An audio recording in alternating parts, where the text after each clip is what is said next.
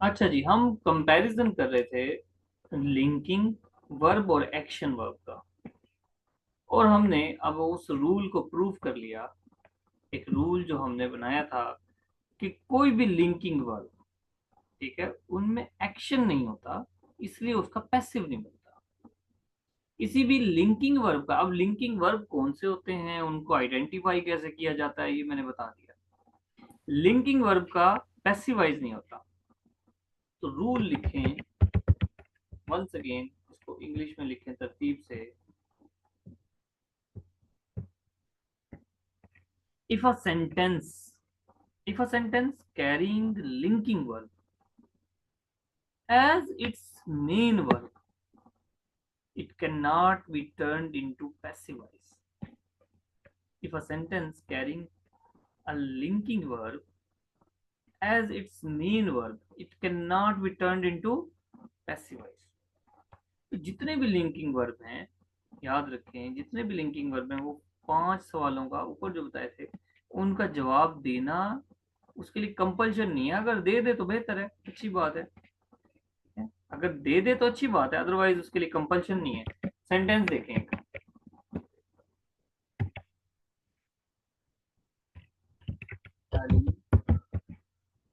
Could be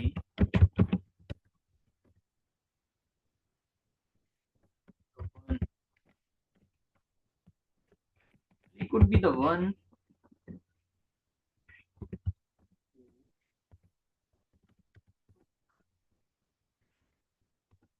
lost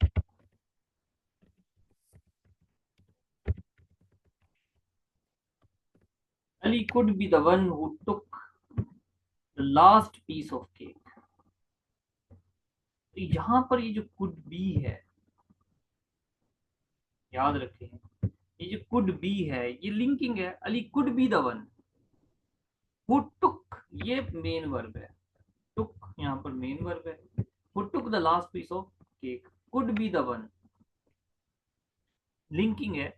तो और ये जो सेंटेंस है इसको भी हम लिंकिंग वर्ब में कंसीडर कर सकते हैं। देखें, याद रखें एक चीज,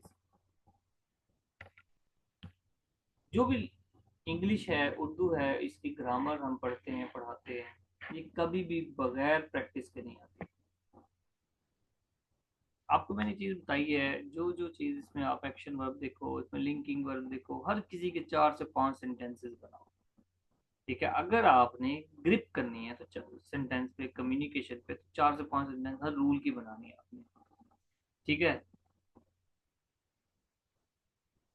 और इनसे रिलेटेड मैं डेली का जो आर्टिकल दूंगा वो भी आपने इनके साथ साथ बनाते रहना है।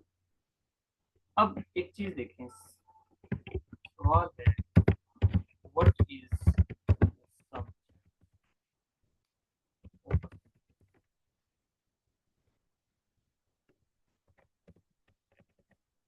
सेंटेंस का सब्जेक्ट क्या होता है, ये बड़ा मैटर करता है। आपको सेंटेंस के सब्जेक्ट का पता लग गया, उसकी आपको खूबसूरती बनानी आ गई, तो ऑब्जेक्ट भी बनाने आएगा आपको।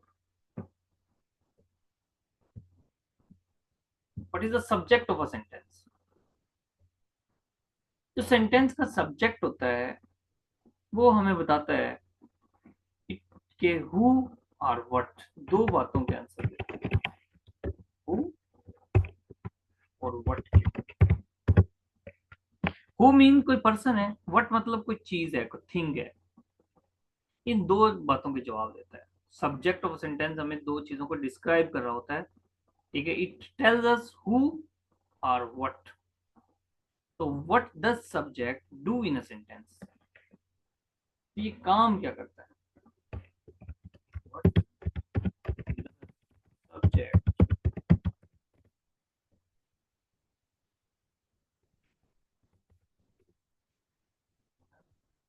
जो डज है वो हेल्पिंग वर्ब है और डू इसका मेन वर्ब है।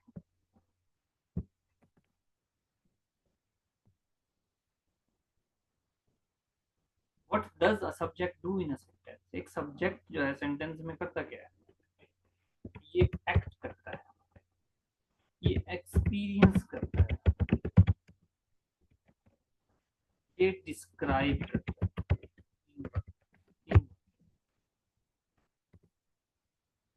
तो ये कोई एक्शन परफॉर्म कर रहा है या एक्सपीरियंस कर रहा है या डिस्क्राइब कर रहा है, ये सब्जेक्ट की खासियत है।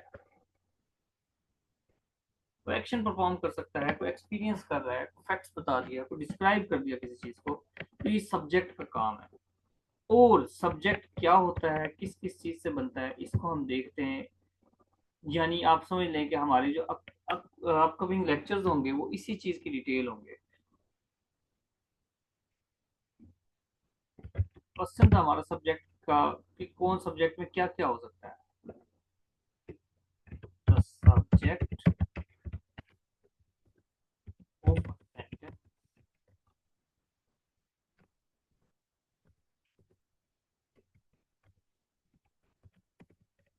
क्या हो सकता है जी। नंबर वन, ये कोई नाउन हो सकता है, प्रोनाउन हो सकता है, ये नाउन फ्रेज भी हो सकता है, ये नाउन क्लॉज भी हो सकता है।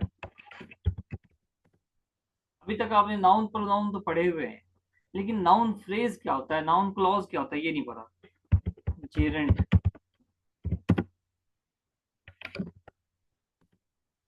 जेरेंट का आपको पता होगा, लेकिन जेरेंट फ्रेज भी होती है, वो हम पढ़ेंगे।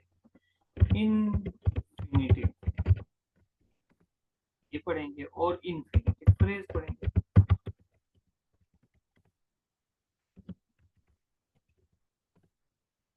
ये सब हमने नेक्स्ट लेक्चर्स में पढ़ना है।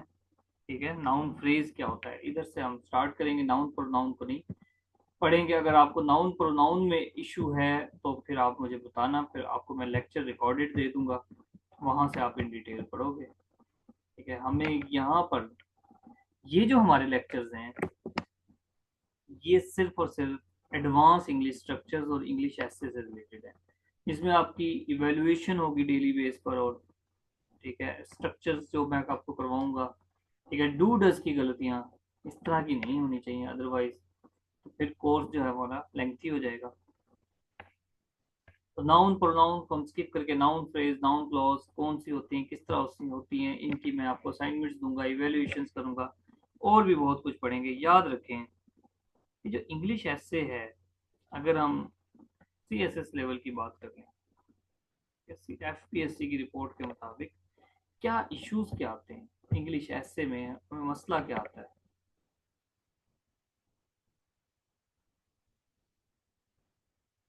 70% जो स्टूडेंट्स हैं,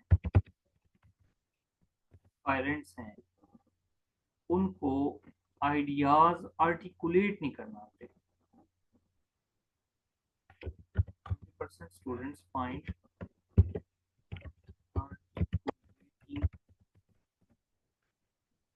आइडियाज वेरी डिफिकल्ट।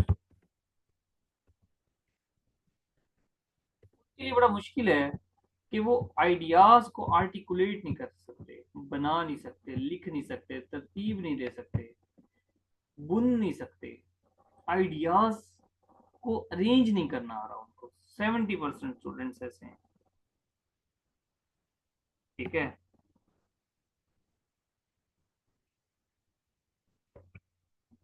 इन 70% में जो 62 है,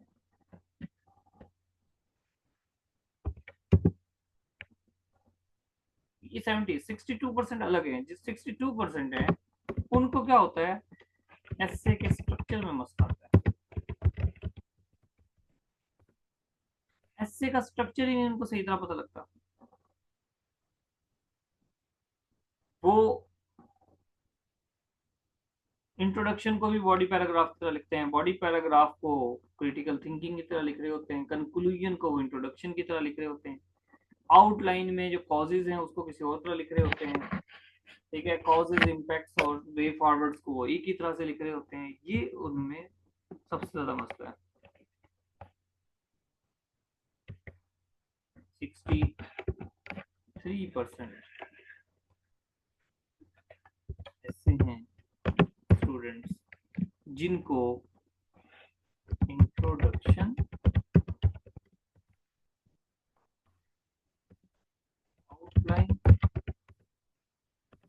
इंट्रोडक्शन में बहुत मसला आ जाता है। 63% ऐसे हैं, आउटलाइन और इंट्रोडक्शन उनके लिए मुश्किल है, वो नहीं कर सकते।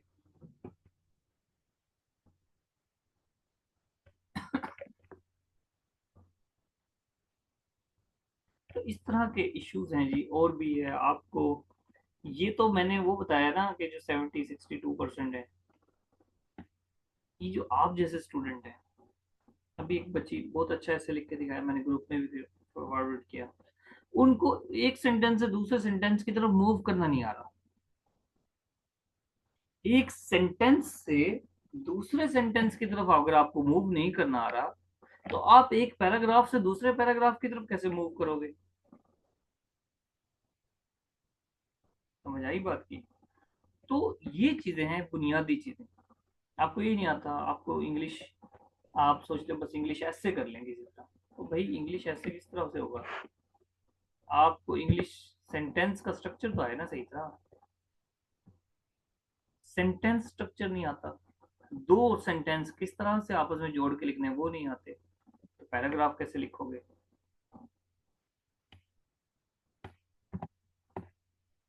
ठीक है। तो लुब्बे लुबाब क्या हुआ बात का? जब भी आप, मैंने कहा था, देखें शुरू में कहा था कि इंग्लिश एसे और ग्रामर को हम पैरेलल लेके चलेंगे। तो इंग्लिश ग्रामर मैंने आपको पढ़ा दी है, अब एसे का टच भी दे दिया साथ के साथ। किस तरह के इश्यूज आते हैं, क्या है सेंटेंस स्ट्रक्चर, एसे स्ट्रक्चर, ये चीजें हैं। अब इसका लुब्बे लुभाव देखें। इंग्लिश लैंग्वेज स्किल स्टूडेंट्स को, ठीक है, उसकी ABC आती है या वो भी नहीं आती। ऐसे का टॉपिक पढ़ लिया, सेंट्रल थीम ही नहीं आता। भाई जो एग्जामिनर है आखिर उसने दिया क्या है? क्लाइमेट चेंज, अफेक्ट और मिथ, क्या है? अब वो फैक्ट और मिथ दोनों पे लिख के आ गया। ठीक है जी, इस तरह के इश्यूज आते हैं।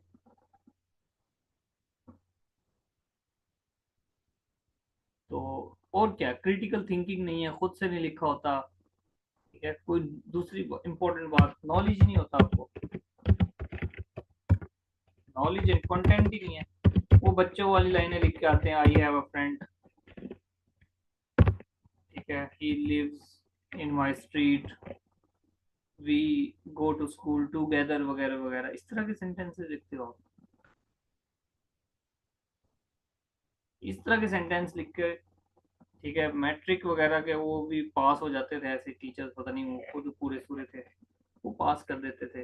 लेकिन आपका कम्पिटिटिव एग्जाम का जो टीचर होता है वो नहीं पास करता, आप इस तरह की गलतियों को वो पकड़ लेता है। ठीक है जी, तो ये आपने करना है। नेक्स्ट क्या करना है, मैं आपको अगेन आर्टिकल शेयर करूंगा, आज भी शेयर किया था। जो कुछ भी आज सीखा है आपने, उस आर्टिकल से वर्ड्स निकालने हैं, और जो कुछ आपने सीखा है उतने वर्ड्स में लिखना है उस आर्टिकल को। इस तरह से लिखना है। मजीद मैं आपको रिवाइज कर दूंगा ग्रुप में, आपने एज सच तरह से लिखना है, देन मैं इवेल्युएशन करूंगा। ठीक है जी, कोई क्वेश्चन है तो पूछ सकते हैं।